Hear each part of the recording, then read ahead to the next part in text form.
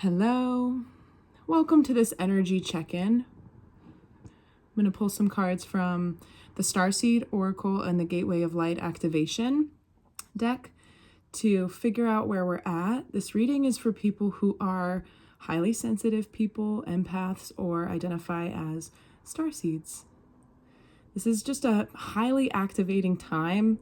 We're kind of walking the line between two worlds, like many of the transits of steep uptick, where we're kind of leveling out, getting more accustomed to the new energies, and then going with that as our new norm, right? The lunar eclipse full moon was such a big one.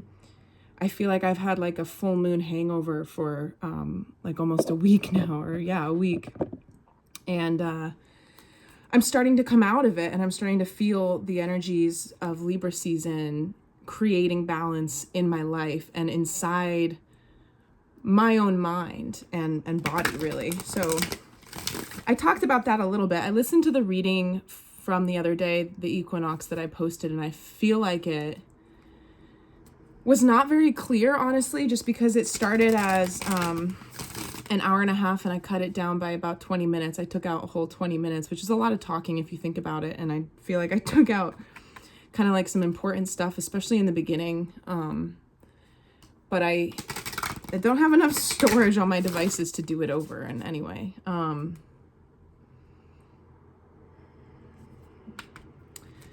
reflecting back on some of those themes, though, I was talking about the hemispheres of the brain coming into balance, the masculine and the feminine energies within ourselves coming into balance, the way that we balance all of our responsibilities, and also the notion of the feedback loop, the energetic feedback loop that we create when we engage with our lives, creating balance within that as well. So something interesting is coming up for me, and it's about I'll talk about this. I'll pull our cards first, and then I'll talk about this, and then I'll interpret the cards. But maybe they'll be related in some way, because this is coming up. So the internet, right? We're told that in order to have a platform, you need to have something that's going to be algorithmically picked up on. And a lot of criticism / feedback that I get for different things that I do, this has been for years. People always tell me, you don't have a niche. You need one channel about that. You need a different channel just about the dog. You need a separate one. If you want to do art, you do it over there. If you want to do music, you do it over there. And it's true. You don't get picked up on, or you don't get exposure if you try to lump everything all together. And I think it's really interesting that a lot of the times, no matter what somebody's doing in the world, people bring it back to like growth and profit. And that's still where we're at. And I'm like encountering a lot of things like that these days,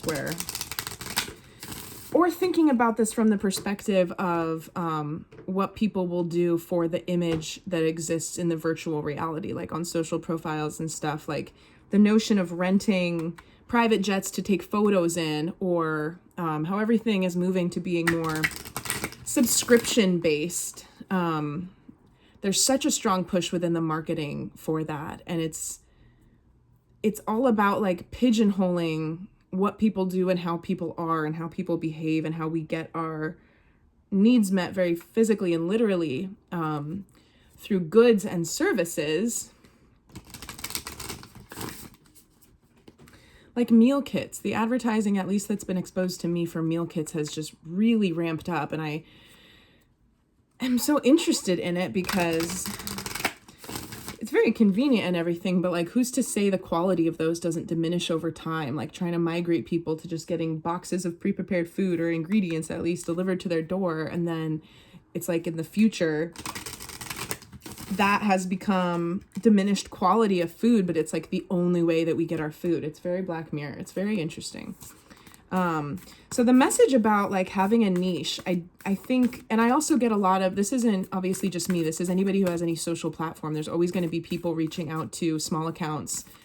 I get this on YouTube. I get this on Instagram. All my accounts are small, right? And people will say like, how can we help your platform grow?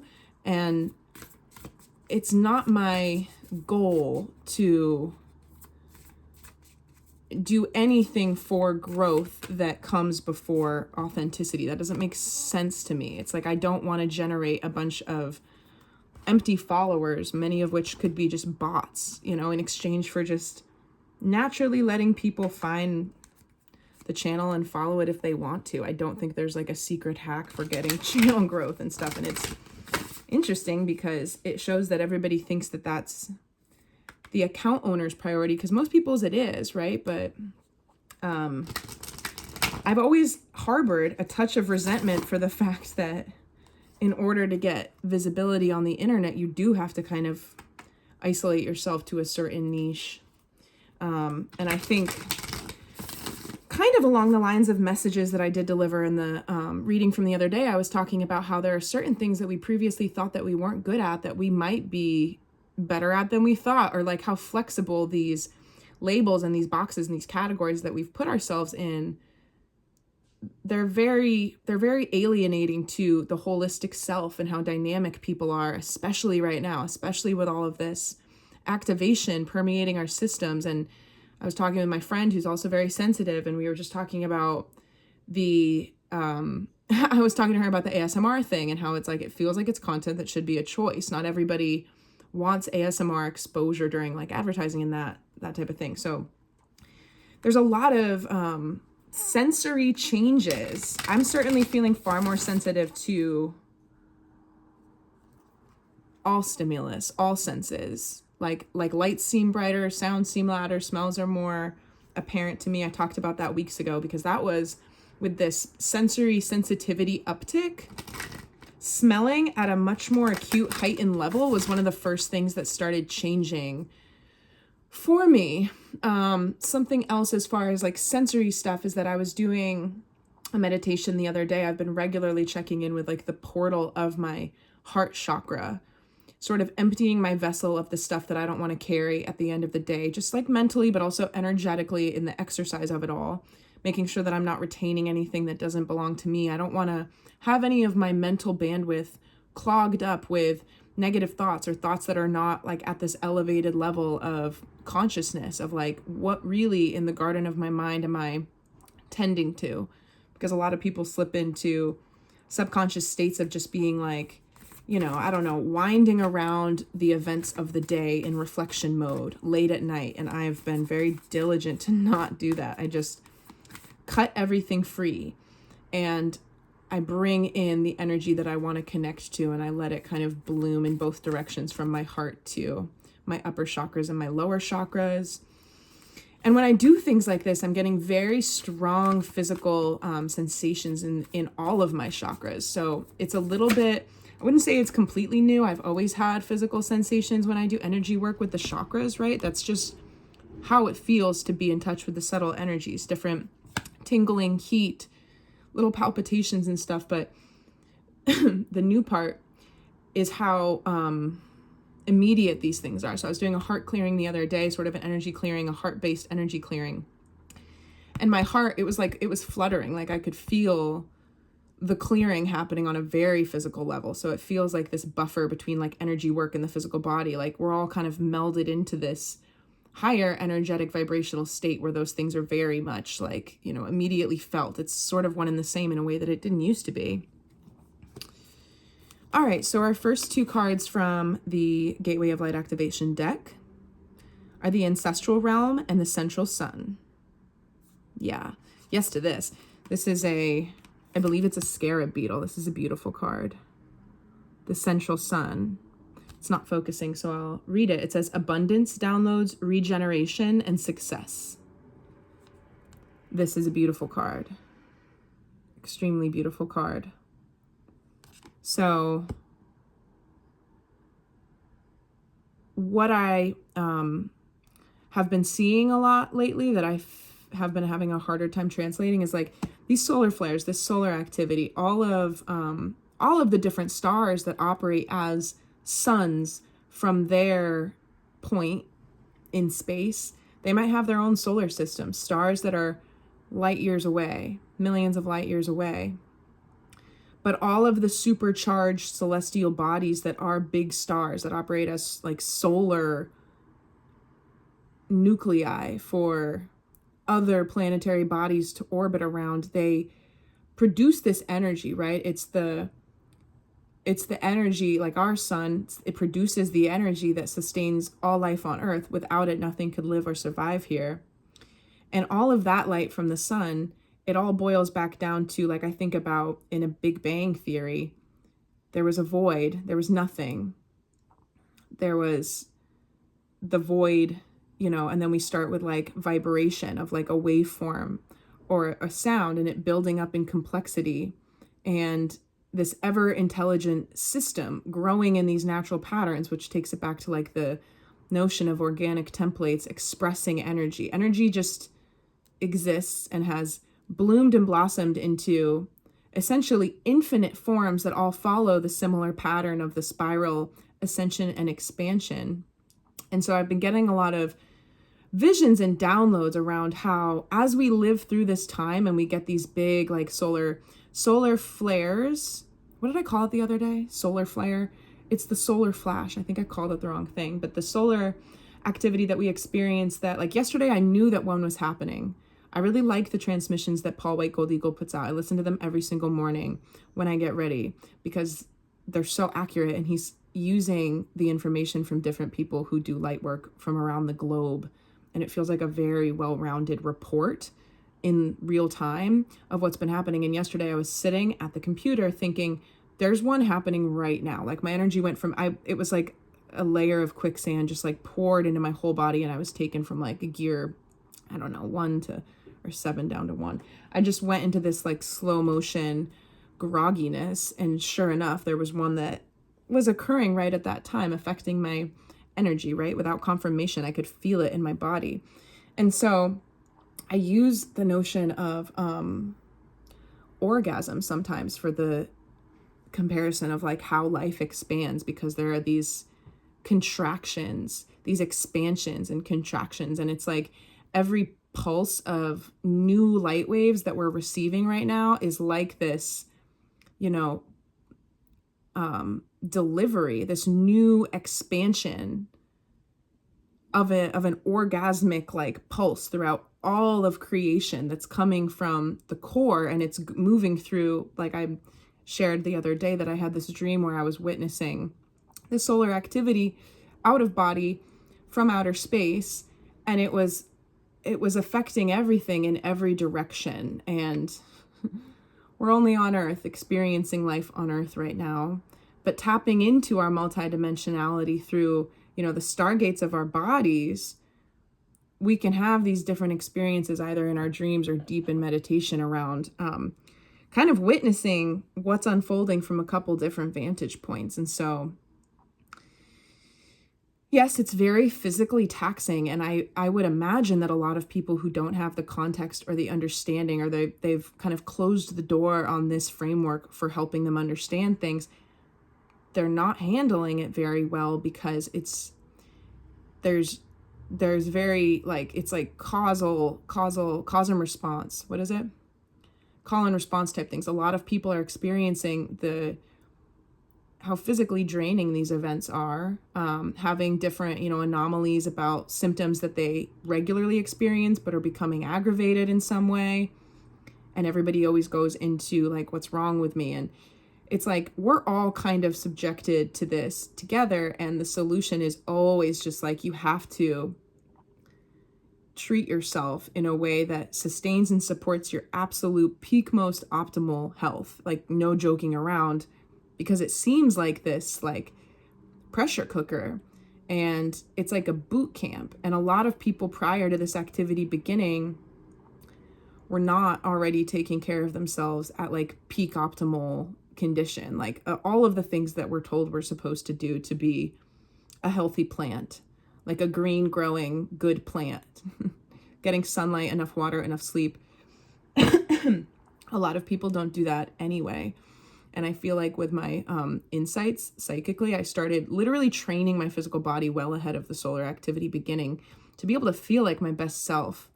And I was thinking about something last night when I was walking, because I have a different connection, again, the other day talking about my knees, the stuff that I'm doing with like abdominal planks, which I consider a full body exercise, toning your muscles and your body is not just, it's actually hardly at all about like physique and the physical like appearance or like that. Like it's an added bonus, but it's about being able to form a more conscious connection to the tiny areas of the body. Like thinking about different parts of the leg muscles, right? It's not just one apparatus. There are so many bands of tendon and ligament holding up the whole structure. And when we're kind of like all junked up with different kinds of things in our systems, blockages, but also the way that the sustained energetic blockage turns into a physical malady, or I think about carrying a lot of extra weight on my body at certain points in my life, and there's nothing wrong with that, but I also see correlations to how I didn't feel as safe in my body at those times, and it was like protective layers, right? Preventing me from really feeling into how my body felt at different points, because it was like insulated, well insulated, and that's what I needed. And you'll also find, I think, a lot of people who have a natural psychic aptitude will maybe err on the heavier side just because they need that groundedness. But a lot of people, regardless of how you've been physically in the past, will be shifting into like a lighter density because it's going to naturally occur with the activation of like the light body, your ability to be conscious in your astral body, like these changes to the layers of the higher dimensional bodies. And like, again, thinking about the aura, the body not being inside the aura, the aura not being just around the body, but the body being a physical manifestation of the energetic aura, like the much larger egg. Like if this is the aura, the body is just this tiny thing inside of it. That was weird. The flame completely went to a still when I said that. So this activation, right? And these higher frequency energies are creating a smoother system within us, what we need and what we require to stay healthy and even keel. A lot of people are being naturally guided to cut out denser foods that are processed and are nutritionally vacant, empty calorie foods. They don't make your system feel good, transitioning into lighter, higher frequency natural foods, and eating less, but eating what you actually need, like at that intuitive level. And a lot of people think, especially people who are still learning to trust their intuition, it's like, well, I don't actually know what I need. Like if you went to do blood work and you saw that you were deficient in these nutrients or whatever, minerals, you do know. It's actually so much easier than we think, because I will do this at my medicine cabinet in the morning. I alter and vary my supplements based on an immediate, without second guessing, what do I hear in my mind? What do my spirit guides deliver to me? And it will often be like a nudge or an urge, like two activated charcoals now, take 3 later, or I don't take any today, whatever it is. I don't question it.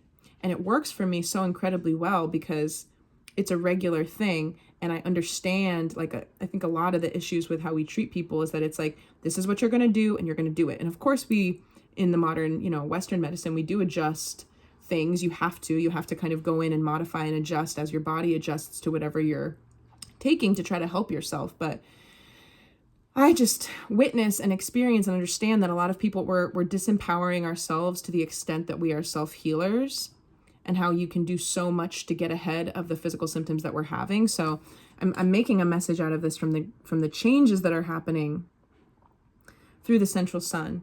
But there's also this beautiful message about abundance downloads. And really what this is that we're accessing higher energy with no bearing. This new energy has no bearing in an old world where the exchange of currency and like effort and the energy exchange to have and create and sustain abundance was locked into. They're separate things now. The energy of abundance, the energy of the abundant universe is infinite, and it's ever available, and it's universally accessible. And more people than ever are naturally tapping into that. And more people than ever are taking the quote unquote infrastructure of their highest manifestations and finally plugging it into this infinite abundance frequency. And so there's going to be like thousands, hundreds of thousands, if not millions of people who are going to experience massive quantum leaps right now. You want to come up? You can pop up. Hey, boy. Massive quantum leaps with what they've been working on. And I touched on this the other day too, a little bit, with like feeling like my life was about to explode in this quantum leap type way in 2012. And it did the opposite. But I never lost hope. I never lost faith. I want the same things. I'm creating the same things that I've always wanted. And we have the potential to now connect that directly with no interference to the energies that bring things through the physical realm. It's you. You're the gateway. Your intention, your affirmation, your ability to use your own faith, the decision of faith over fear and doubt. It's an energetic decision. You have to wipe your mind clean of the why and the what and all of the logic, right? Because again, the mental realm is constricting and it serves a function. We need it, but it's very limiting, and it's also how we are manipulated. And a lot of that's going to be changing in the not too far future. So our other card from the Gateway of Light Oracle is Ancestral Realm, Karmic Release, Healing the Lineage, and Boundaries. And I just heard Phoenix energy, Phoenix energy. There's a lot of people out there. I'm not sure if they will all find this video, but people who have been, I don't want to say like martyr, because you're still walking, talking, breathing, and living and fulfilling your mission, whether or not you know it, right? Even if you haven't connected fully with the purpose of your incarnation in this life, you've been driven by certain things that feel non-negotiable to you over time, and you've kind of like died on that hill time and time again, and it feels, or it might feel like, this is a strong word and I don't really mean it, but I'm lacking any other term right now, feels like failure, but it never has been failure. It's been this accordion book of perfect collapsings that have functioned for how you're healing your bloodline and how you're naturally encountering the blockages that your soul knew that you would come to in this life, in this incarnation, and that your ancestors are rooting for you to clear based on things that run through you, you know, genetically in your DNA. You're the walking embodiment of all the beings who have ever come before you. And there's something around this kind of gold torrent in this card where it's like rising above all of that and all of these former collapsings, meaning so much more for us now, seeing these really tough times as meant to be doesn't make them any less challenging to have gone through them, but we're in a space of gratitude, or at least we can move into a space of gratitude now for the journey, whatever that means to you, however long you want to extend that into the past, the journey that you're on, to be worth it and to be very divinely guided. And a lot of people feel seen and witnessed by God, but not maybe in their lowest moments. And it's ironic because that's when a lot of people turn to God, when they have no other choice, when they want a miracle. But we are very much witnessed equally in our high moments as we are in our low moments. And there's going to be this form of retribution starting to saturate your life where you're like, I was always witnessed. In my darkest of times, I was still held by the universe. And that's when I learned how to phoenix, you know, maybe not with perfect finesse every time, but that's why we're given so many opportunities to move through these spiral ascensions and perfect and refine. And again, it's not about attaining anything specific. It's about being an empty vessel for what arises to be able to continue just latching on to the most simplest of principles that guide us from a spiritual standpoint, to continue to illuminate the pockets of shadow that we all inevitably carry in order to kind of correct that path and track higher for what could be considered the highest timeline for you. And the beauty of, I got a beautiful vision last night about like highest timeline, like what it, you know, I don't know, all this stuff, people all over the globe, far outnumbered by like all people on earth, but there are people all over the globe who are conscious in this awakening process, keyed into these energies, and they are committed, regardless of what happens right now in the world, committed to continuing to fuel their energy and the commodity of their attention, the currency of their attention, into the highest timeline, regardless of the distractions that continue to pop up right now. And it's like that energy is so much more buoyant and powerful than the low vibrational energies that most people on earth are feeding. And so continuing to elevate in that way, even though it's a minority of people, is effectively shifting the entire timeline that Earth will take, because everybody has their own timeline. We're all in our own reality. We all see different external things that shape our notion of what the world is like. Like I've mentioned many times now at this point that I've like completely detached from social media almost. I'm like on the periphery, like on the outside. I don't understand certain things. My one friend will have to clue me in, and I feel like I'm like an old lady. I'm like, what does this refer? Like, what inside joke that the internet has produced are we on now? And she tells me, and then I can hang for a sec, but like it's not where I'm at anymore, because it's all this I don't want to get on too many tangential things right now, but another thing that I'm thinking about is how these internet trends, right? Like the baby hippo. Everybody's talking about the Moo Dang hippo or whatever. There's more and more of these viral snippets, and they're coming out faster, and they spark and burn and capture people's attention for shorter amounts of time. And then a new one will come out, and it's like, it did not used to be this way either. And it's weird that you don't even have to have certain apps or accounts on certain things in order to know about those things, because they're so all encompassing, and we just assume that like everybody sees it and everybody knows it, but that's not true. But back to the timeline thing, it's like the inevitability of the fact that even though we all have our own realities, we're all kind of sequestered to our bodies and our energetic individualities.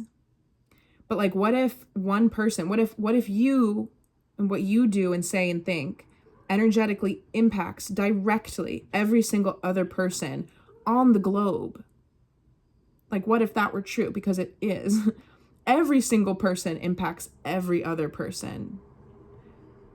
And so the efforts of the people who are really trying to stay positive and stay very conscious and stay sort of like surfing above in this cloud bank of safety, all of the chaos, it's so much more, it's much more work than people think. It's much more important than people think. And it's, again, like everybody is where they're meant to be at this point in time, but it's so exciting because of how it will inevitably pull the low. There's nowhere for that lower energy to go. Everything is being transmuted back into the light. Phoenixing. And the other term just at the end of this, where it says karmic release, healing the lineage, boundaries, you might need space and time to process what is called karmic release on this card. And I've been doing that on a personal level, realizing things in a completely new way, realizing kind of the difference, the lingering differences between how I feel inside and what I want, and how I'm walking the walk and talking the talk. Like where is it not adding up? How can I continue to recognize how I can continue to come back to the truth of what I want to embody? And cease to embody things that I do not wish to resonate with, and project to the people around me. Okay. Breath of the cosmos, my will to thy will, micromanaging the universe. This is making me think about the short that I posted this morning. I was talking about how we're being called to both surrender and persevere, which feels a little funny, but it's almost like, this unspoken thing where it's like, I see a very complicated key going into a lock. By the way, I hiccup a lot, and that's all energy release. If you find yourself like burping more than usual, there's all of these physical things, physical ways that the energy is releasing out of our bodies and whatnot. But It's this little key in my vision that has this nodule for the surrender part, and then it has a different one going a different way for the persevere part, and it's this perfectly engineered little kind of like, it's like if you feel it in your body, this energy, it will click into place, where the surrender is the bliss. It's the feeling that nothing's ever still. You're bringing energy in, you're emitting energy. It's sort of this loop of love and stasis. And that's why I personally have been connecting a lot daily to my heart. In fact, I wake up and like I'll snooze my alarms, but I'll say affirmations. I'll say things like, I breathe in this, I exhale this. I do that, and then I snooze my alarm, so that I'm sort of like warming up my brain with these lovely intention setting, day intention setting feelings and things. And then by the time I'm actually awake and doing things, I'm in this totally elevated vibration that I've primed my day for already. And I'm going to read from the book for this one, and then I'm going to conclude the reading. It's a nice short one for me today, this evening. The other part of the little key, though, the perseverance part, is like, I have one of my eyes on the priority of staying in that flow, surrendering to whatever the universe yields to me when you're in that state. And I find that a lot of people will be like, am I doing it? Am I surrender? Like, that's, if you ever, like, questioning is a fearful energy. And sometimes we're worried that we might, if you go forth without all the information, or if you're uncertain. I'm not necessarily the biggest fan of fake it till you make it, because I think it's important to acknowledge where our shortcomings lie. But the trust for me is like, you will be shown. Even if you stumble just a little bit, you don't have to be afraid to go forth and see what the lessons are. And you will be subtly course corrected if you possessed an incorrect belief about something. Without fail, every time, if you try your best and go forth with the information that you have, and you're not afraid to be wrong, even if you are, it won't sting that much, because you know that it's just part of it, and then we course correct and we continue. That's where the ego gets involved. But let me read from this. I didn't finish that thought, though. So one eye on the surrender, the other eye is on the progression of what I actually have to do as a human, because this is such a high activation, especially for the upper three chakras. I pulled out the third eye today as the advice. The third eye, the crown, the throat chakra, a lot more balance, back to Libra season, and the scales and justice within our own, the hemispheres of our brains, the masculine and feminine energies, but also the chakras. And a lot of people say it's like the lower chakras are more of the masculine energy, the upper chakras are more of the feminine energy.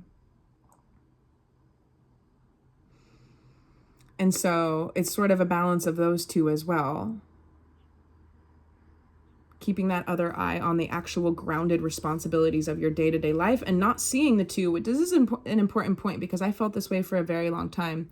And this is the reason why I feel in my personal journey, I went kind of yo-yoed around all over the place, because it was like, I'm either in my super spiritual bubble, or I'm immersed with people, and I had a hard time in integrating my worlds. And that's what I think a lot of us are accomplishing right now, being able to have that bubble. All right, I ran out of storage, so I have to read the meaning for this card and then end the video, because it's going to happen again. And if the video ends abruptly, that's what happens, okay? I don't have it in me to do it a third time, because I don't have anything else to delete.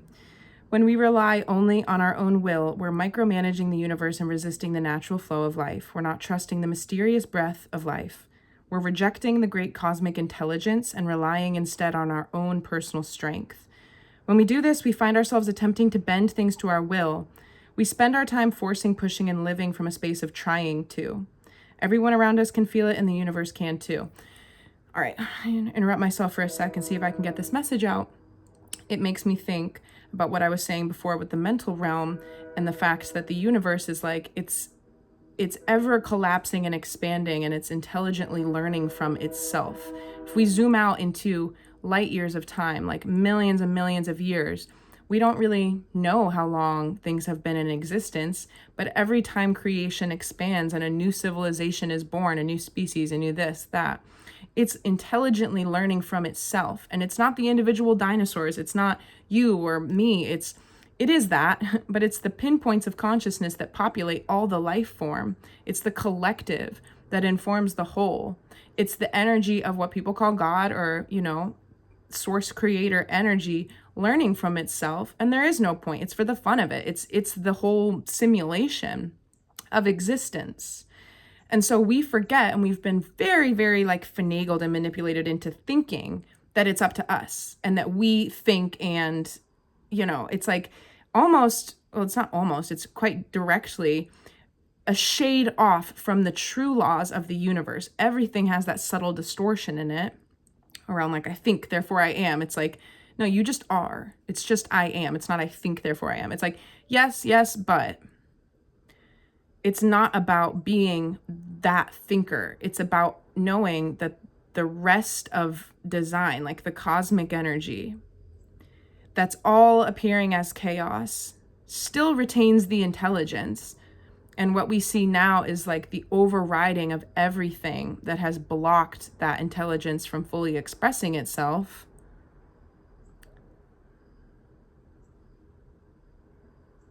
Not that there was anything wrong with this chapter. It's a chapter that all of the souls in existence chose to experience right now, to be able to learn from the potential of darkness that exists within every human soul. Everybody has a choice. All right, back to this. You're being called to stop micromanaging the universe and trust the breath of life, to surrender to the greater will that God has for you, to move from my will to thy will. When you surrender to the greater will of life, you begin dancing with the rest of life. And this is also your will is your will, and you can want the things that you want and choose the things that you choose. But when you do that in tandem with the universe, it's a dance, and you're not rigidly attached to things. I always think about this. The more irritable you are, the easier you are to anger. The easier you are to bother, then the more you're trying to control things. Because why do we get upset when things don't go our way? And we have to be able to surrender and accept. When you surrender to the greater will of life, you begin dancing with the rest of life. When you bow to the great mystery and say, please use me, please show me the way, little by little, you find yourself living your most fulfilling, authentic life. When you surrender your personal will, when you relinquish control and release the way you think things should be and surrender to the greater will, you find yourself being led. You begin breathing the breath of life. And it's also a reminder to affirm, if you're ever affirming things or doing manifestation work in whatever way that you choose to do that, make sure that you're adding this addendum of that or better, that or in a way that exceeds this, because you have to be able to leave the wiggle room for, if you're asking for angelic intervention or for the angels or your spirit guides or your ancestors to show you signs or come in to offer you assistance, you can't ask in such specific terms. I think a lot of people know this already, but because we can often limit ourselves with our own requests because they're narrow-minded to a degree that we don't even understand, because the truth is so much more than what we're capable of asking for. And a lot of people's most wildest hopes and dreams actually pale in comparison to what they're capable of. And we've been made to think our abilities are much smaller than they are as well. So with that, I'm going to leave it, and I'm just going to clear the energy briefly with the Palo Santo before I go. Thank you for watching. I hope everybody's doing well. I'm sending love out there. Remember to stay grounded. Very, very weird. My day yesterday felt like it was 3 days long, and my day today felt like it was 2 hours long. It was ridiculous. It was 4 o'clock, 5 o'clock before I knew it. Passage of time, it's these weird little warpy tunnels, and I never know what to expect each and every day. I'm just trying to surrender. Go with the flow. Keep my eye on the prize.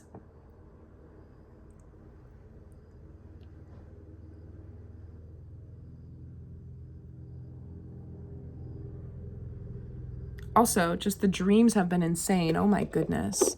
I've been having crazy dreams. All right, have a fabulous night.